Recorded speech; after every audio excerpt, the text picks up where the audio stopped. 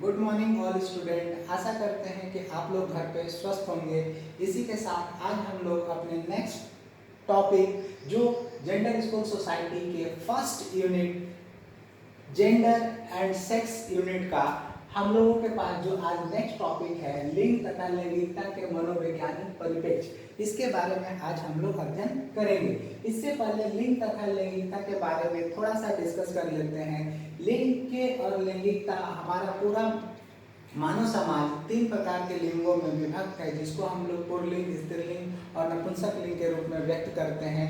इनमें से स्त्रीलिंग और पुल्लिंग काफी महत्वपूर्ण लिंगों के रूप में हमारे मानव समाज में विद्यमान है और इन दोनों के आपसी क्रियाकलापों को हम लोग जेंडर के रूप में जानते हैं और इसके जेंडर पे मनोविज्ञान का परिप्रेक्ष्य का क्या महत्व है, इसके बारे में आज हम लोग विस्तार पूर्वक जानेंगे। जिसमें मनोविज्ञान जिसको हम लोग कहते हैं कि मनोविज्ञान विज्ञान की वह शाखा है जिसके अंतर्गत समस्त जीवों के व्यवहार का अध्ययन किया जाता है, जिसमें उसके शारीरिक और मानसिक गतिविधियों का हम लोग अध्ययन करते हैं। उस विधि को या फिर उस प्रक्रिया को हम लोग मनोविज्ञान के नाम से संबोधित करते हैं।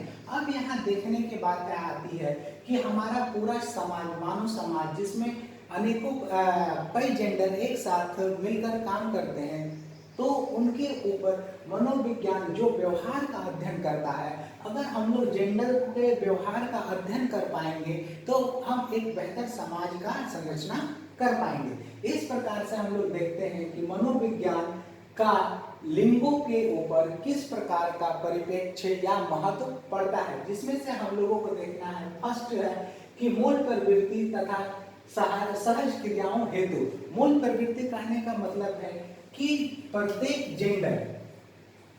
जेंडर किसी न किसी शिशु के रूप में जन्म लेता है और वह जब जन्मजात ही उसका लिंग निर्धारण हो जाता है और उसके साथ उसमें कुछ सहज क्रियाएं होती हैं जो हम लोग मनोविज्ञान की मदद से, जिसके मदद से हम लोग उस लिंग या उस जेंडर का विस्तार पूर्वक अध्ययन करते हैं। उसकी मूल प्रवृत्तियों, सहज क्रियाओं का हम लोग जितना बेहतर तरीके से अध्ययन कर पाएंगे, हम उनके लिए बेहतर से बेहतर वातावरण या बेहतर से बेहतर शैक्षणिक प्रक्रियाओं का संयोजन कर पाएंगे। उसके बाद से हमारा जो नेक्स्ट पॉइंट है स्वास्थ्य लैंगिक विकास। अब यहाँ पे हम लोगों को देखना है कि अगर जेंडर किस प्रकार से ग्रोथ और डेवलपमेंट की प्रक्रिया में स्वस्थ है, किस प्रकार के स्वस्थ रूप से विकसित हो रहा है, उसका देखभाल, पालन पोषण, न्यूट्रिशन, ये सारी प्रक्रियाओं को हम लोगों को ध्यान से देखना होता है और मनोविज्ञान उस सारी प्रक्रियाओं को जो एक लिंग को स्वस्थ रखने में सहयोग करती है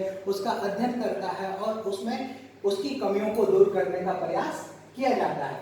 जो हमारे पास थर्ड पॉइंट है वो वृद्धि तथा विकास के हेतु, क्रियाओं के हेतु वृद्धि तथा विकास। प्रत्येक जीव जन्म से लेकर मृत्यु तक उसमें ग्रोथ और डेवलपमेंट की प्रक्रियाएं होती रहती हैं। कभी ग्रोथ और डेवलपमेंट कभी तीव्र अवस्था में होती है और कभी मध्यम अवस्था में होती है। तो इस प्रकार से हम लोग मनोविज्ञान की मदद से हम लोग जेंडर्स के वृद्धि और विकास पे आकलन कर पाते हैं कि इन जेंडरों का किस प्रकार से वृद्धि और विकास हो रहा है। अगर वृद्धि और विकास सुचारू रूप से चलने में कोई बाधाएं उत्पन्न हो रही हैं तो उन बाधाओं को हम लोग मनोविज्ञान की मदद से उसे दूर करने का प्रयास करते हैं। उसके बाद से हमारे पास सबसे नेक्स्ट पॉइंट जो है वो है चारित्रिक विकास एवं व्यक्तित्व निर्माण हेतु। चारित्रिक विकास और व्यक्ति के पर जेंडर जो समूह में स्त्रीलिंग और पुल्लिंग दोनों के समूह को कहा जाता है, दोनों को क्रिया प्रतिक्रिया की व्यवस्थाओं को कहा जाता है। तो इसमें चारित्रिक विकास का और व्यक्तिगत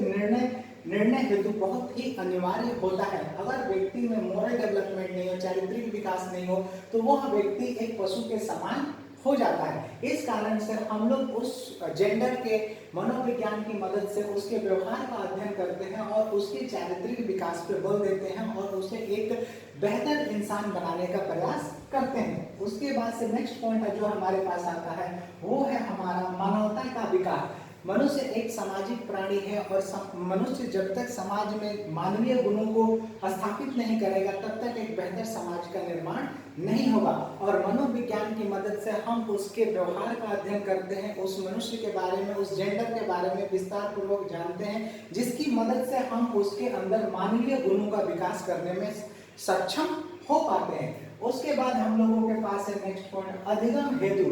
अधिगम हेतु अगर हम लोग किसी को कुछ सिखाना चाहते हैं, कुछ बताना चाहते हैं, तो सबसे पहले ये देखना होता है कि हम लोग किसको सिखा रहे हैं, क्यों सिखा रहे हैं, कब सिखा रहे हैं। इन सारे प्रश्नों का उत्तर हमें मनोविज्ञान के मदद से मिलता है, जिससे हम लोग अधिगम की एक काफी सरल प्रक्रिया विकसित कर पाते हैं, एक अधिगम की बेहतर से बेहतर प्रणाली का विकास कर पाते हैं, जिसकी मदद से हम लोग जेंडर को बेहतर से बेहतर शिक्षा प्रदान कर सकते हैं या लर्निंग दे सकते हैं, जिससे उनके व्यवहार में परिवर्तन किया जा सके और शिक्षा के उद्देश्य की प्राप्ति हो सके।